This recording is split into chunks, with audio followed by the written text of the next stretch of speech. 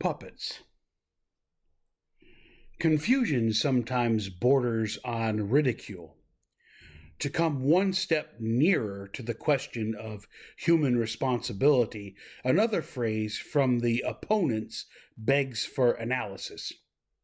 Among many others, Professor Stuart Hackett charges that Calvinistic determinism reduces men to mere puppets. Professor Hackett is engaged in resurrecting the theism of the cosmological argument.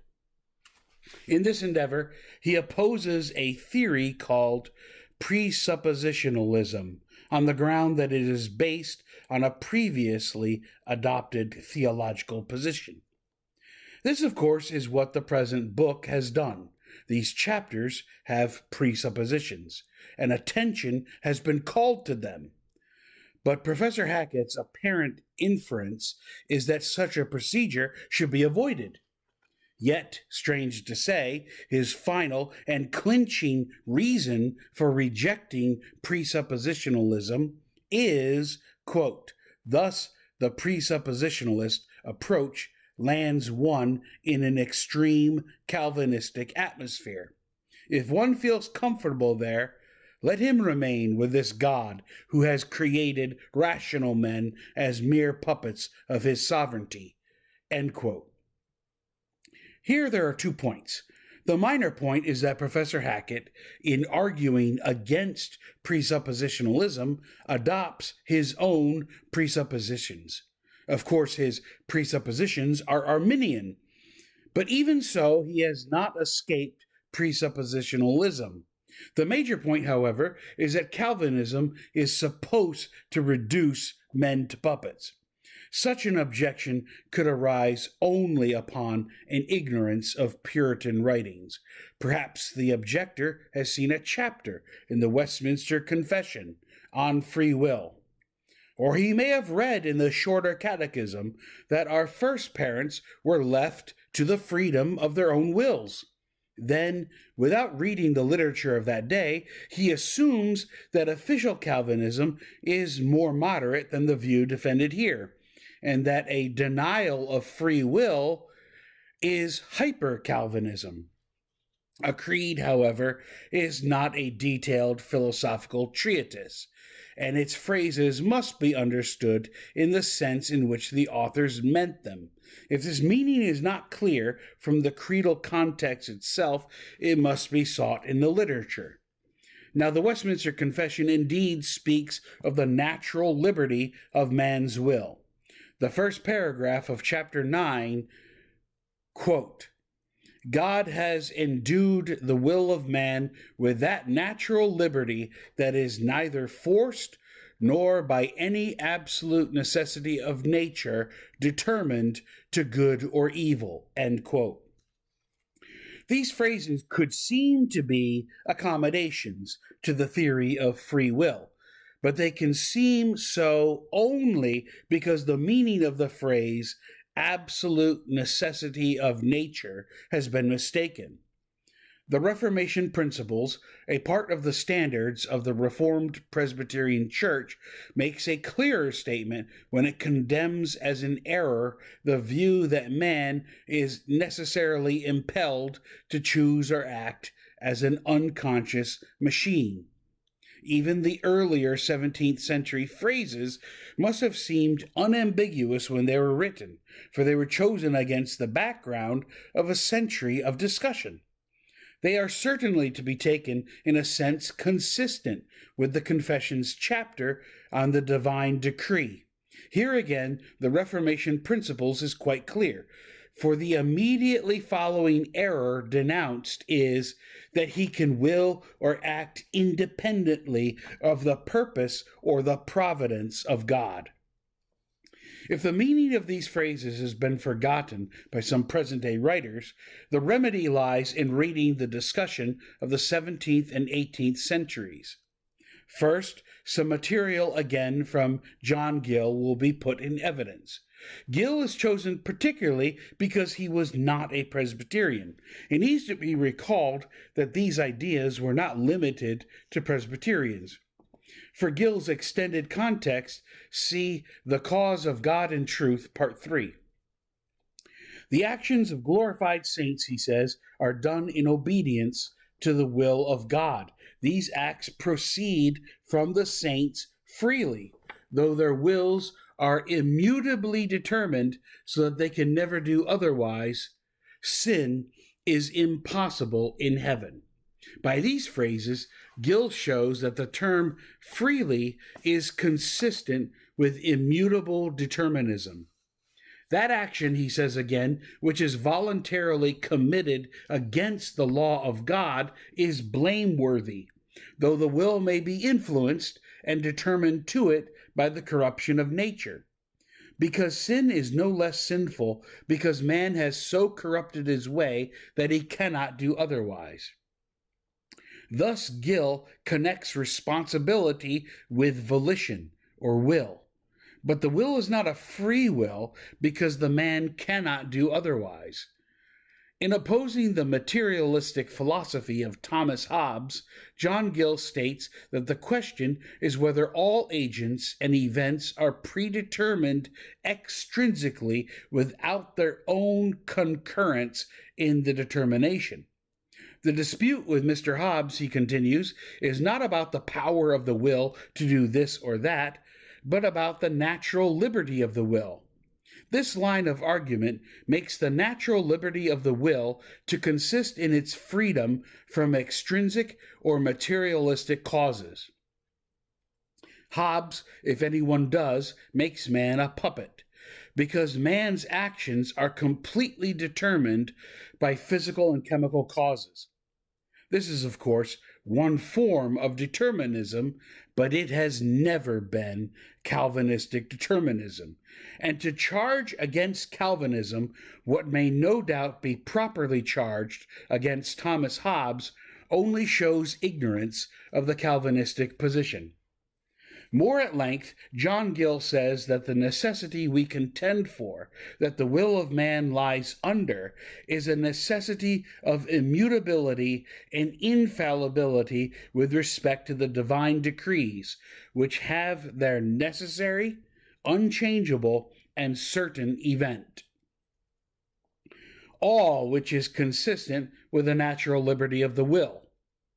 We say that the will is free from a necessity of coaction and force, and from a physical necessity of nature, such as that by which the sun, moon, and stars move in their course. Although this has not been a continuous verbatim quotation, the phraseology is Gill's, and as it is very instructive, it should be strictly noted. The natural liberty of the will consists in a freedom from physical necessity. Choice is not determined as the planetary motions are. Physical or mechanical determinism, expressible in differential equations, is applicable only to inanimate objects. But there is a psychological determinism that is not mechanical nor mathematical. The Calvinist repudiates the former, but accepts the latter. Hence he may, without inconsistency, deny free will and yet speak of natural liberty. Later on, when discussing Stoicism, Gill notes that Augustine did not care for the connotation of the term fate, but that he had no objection to the thing itself. And Gill adds, we agree with the Stoics when they assert that all things that happen are determined by God from eternity.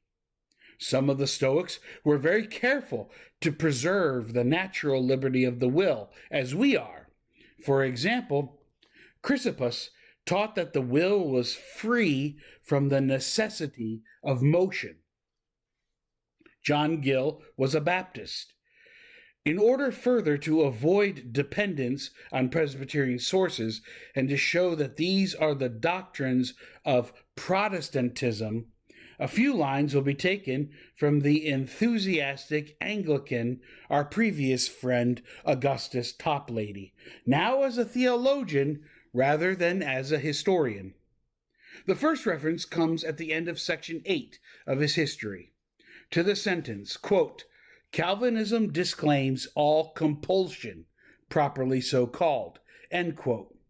He appends a footnote in which he defines compulsion as, quote, "when the beginning or continuation of any action is contrary to the preference of the mind.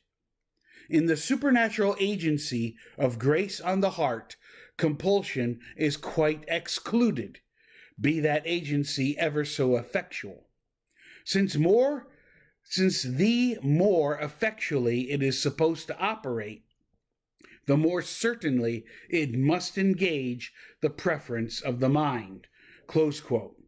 The footnote continues on in this theme for several more lines. Space forbids the reproduction of a great amount of material, but one further reference may be taken from Toplady.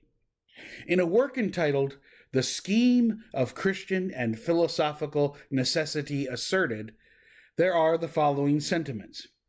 Let us, he says, by defining as we go, ascertain what free agency in opposition to free will actually is. All needless refinements apart, free agency in plain English is neither more nor less than voluntary agency. Now, necessity is to be defined as that by which whatever comes to pass cannot but come to pass, and can come to pass in no other way than the way it does come to pass. I acquiesce, says Toplady, in the old distinction adopted by Luther and by most of, not to say all, the sound Reformed divines, between a necessity of compulsion and a necessity of infallible certainty. The necessity of compulsion is predicated of inanimate bodies and even of reasonable beings when they are forced to do or suffer anything contrary to their will and to their choice. The necessity of infallible certainty, on the other hand, renders the event inevitably future, without any compulsory force on the will of the agent. Thus, Judas Iscariot was a necessary, though voluntary, actor in that tremendous business. It would be well to read the entire treatise, but enough has been indicated to enable us to come closer to our conclusion. In the theological literature, free agency, or natural liberty, means that the will is not determined by physical or physiological factors. But free agency is not free will. Free will means that there is no determining factor operating on the will, not even God. Free will means that either of two incompatible actions are equally possible. Free agency goes with the view that all choices are inevitable. The liberty that the Westminster Confession ascribes to the will is a liberty from compulsion, a liberty from coaction, or a liberty from force of inanimate objects. It is not a liberty from the power of God. Perhaps the matter can be made clearer by stating in other words precisely what the question is. The question is the will free? The question is not, is there a will? Calvinism most assuredly holds that Judas acted voluntarily. He chose to betray Christ. He did so willingly. No question is raised as to whether or not he had a will. What the Calvinist asks is whether that will was free. Are there factors or powers that determine a person's choice, or is the choice causeless? Could Judas have chosen otherwise? Not could he have done otherwise had he chosen, but could he have chosen in opposition to God's foreordination? Acts chapter 4, verse 28 indicates that he could not. The Arminians frequently talk as if the will and free will were synonyms. Then, when Calvinism denies free will, they charge that men are reduced to puppets.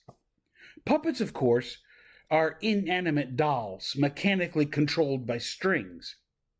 If the opponents had only read the Puritans, if they only had known what Calvinism is, they could have spared themselves the onus of making the blunder. Choice and necessity are therefore not incompatible. Instead of prejudging the question by confusing choice with free choice, one should give an explicit definition of choice.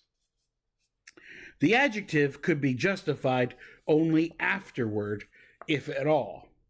Choice then may be defined, at least sufficiently for the present purpose, as a mental act that consciously initiates and determines a further action.